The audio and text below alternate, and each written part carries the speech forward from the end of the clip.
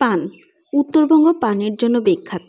উত্তরবঙ্গের মানুষ হয় পান গোছানো, পান ভাঙা, পানের বরজ সবটা দেখার সুযোগই আমার হয়েছে। আজ মঙ্গলবার, আমাদের এখানে হাট, মঙ্গলবার হাট আর কি, হাটবার। সো হাটে কিন্তু প্রচুর পান বিক্রি হয়, কারণ আগেই বলেছি আমার বাসা উত্তরবঙ্গ। উত্তরবঙ্গ মানেই পানের জন্য বিখ্যাত। এখান থেকে পান দেশে বিদেশে সব জায়গায় কিন্তু রপ্তানি হয়।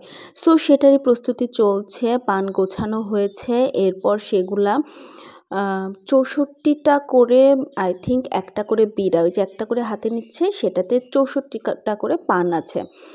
এখানে সব যে এক বিড়া করে নিয়ে গুছিয়ে গুছিয়ে রাখছে, এবং এটা প্রস্তুত হচ্ছে হাটে যাবার জন্য, মানে বাজারে গিয়ে বিক্রি হবে।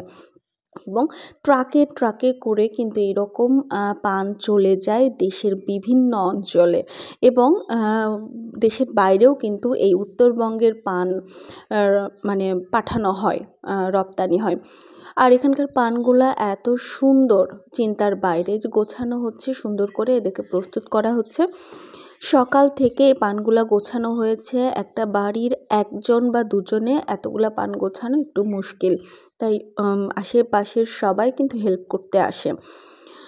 অনেক ক্ষেত্রে এখানে টাকা দিয়েও পান গুছিয়ে নেওয়া হয়, বিড়া প্রতি 1 টাকা করে, এইরকম একটা রেট থাকে। পান গোছানো তো শেষ, এরপর এই যে পান এরকম করে গোছালো, মানে বিড়া করার পরে বিড়াটাকে এভাবে গোছাচ্ছিল, তার উপরে সুন্দর করে কলা পাতা দিয়ে দিচ্ছে। তো আমার আসলে ধারণা ছিল কলা পাতাগুলো দেয় পানি ধরে রাখার জন্য, কিন্তু না, কলা পাতাটা দেওয়া হয় পান যেন নষ্ট না হয়। সো এইভাবে সুন্দর করে পানি দিয়ে রাখছে, এবং আরও একটা উদ্দেশ্য হচ্ছে যে পানি দেওয়া আছে ভিতরে, পানগুলো অনেকক্ষণ সতেজ থাকবে, নষ্ট হবে না। তারপর বাজারে নিয়ে চলে যাওয়া হবে। তো আমি তাদেরকে জিজ্ঞেস করছিলাম যে আসলে এই পানের দাম কত হতে পারে, এই পুরো এক বান্ডেল পানির দাম কত হতে পারে। এখানে আই থিঙ্ক সো 70 বিড়া পান আছে, মানে 70 গুণন 64 আর কি, এতটা পান আছে। তো উনি বললেন মিনিমাম তো 7,000 হবেই। সো ওয়াও, আমি তো অবাক হয়েছি যে এই পানের দাম 7,000 টাকা। দারুণ! আমার আসলে আইডিয়া ছিল না দাম সম্পর্কে, কারণ ওঠানামা করে দাম, অলওয়েজ ওঠানামা করে। এর আগে আমি আপনাদেরকে একটা পানের বরজের ভিডিও দেখিয়েছি, সেখানে দেখেছেন পানগুলা কত সুন্দর হয়ে থাকে গোছানো।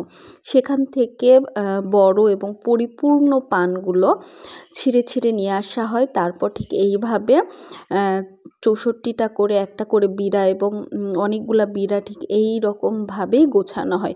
তারপর বেঁধে এই এখন বাঁধবে, এই যে সুতা দিয়ে বাঁধবে, দড়ি দিয়ে আর কি বেঁধে সেটাকে নিয়ে চলে যাওয়া হয় বাজারে বিক্রির জন্য।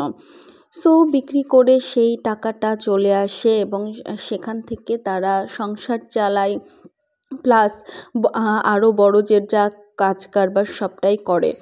তো যা কি, যে পরিশ্রম কিন্তু আছে, কম পরিশ্রম হয় না আর কি।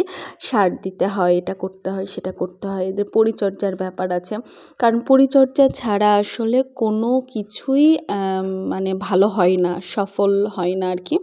যে যত বেশি পরিচর্যা করে, পরিশ্রম করে, সে তত বেশি সফল হয়। আর সৃষ্টিকর্তার উপর ভরসা তো রাখতেই হবে। যা হোক, ধীরে ধীরে গল্পে তাদের কিন্তু এটা বাধা হয়ে যাচ্ছে। পান নিয়ে আরও একটা ঘটনা আছে। এই পানকে কেন্দ্র করে কিন্তু অনেকের কর্মসংস্থান হয়। যেমন অনেকেই আছে এই পান কিনে আবারও বিক্রি করে, আবার অনেক দূর দূরান্ত থেকে অনেক পাইকার লোকজন আসে যারা এই পানগুলো কেনে। আবার এলাকারও কিছু লোকজন আছে যারা হাট করে, যেটাকে বলে আর কি, তারাও কিছু পান কম দামে কিনে নেয়, পাইকারদের কাছে বেশি দামে বিক্রি করে। এভাবেই কিন্তু কর্মসংস্থান হয়। এছাড়াও পান যখন ভাঙা হয় তখনও কিছু লোকজন লাগে, সেখানেও কিন্তু এলাকার লোকজনের বেশ একটা কর্মসংস্থানের ব্যবস্থা হয়। যা হোক, এই পান গোছানো এবার শেষ, এবার ইনি বাজারে চলে যাবে এবং বিক্রি হয়ে টাকা আসবে ঘরে। সফলতা এখানে। এখানে কয় বিড়া আছে? 70 বিড়া।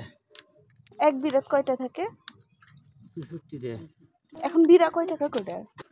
মানে এই এতগুলান পানের দাম কয় টাকা হইতে পারে তাও? কত হবে? হ্যাঁ তোমার ওই 6,500 টাকা মতো গাড়ির দাম লাগবে। গাড়ি এইটুকুর দাম? ওরে বাবারে, বিশাল লাভ। বাবা ভালো 7,000 টাকা এবারে। সাড়ে সর্বনাশের হাট বাজার। মাশাআল্লাহ, আল্লাহ আরো বরকত দিক।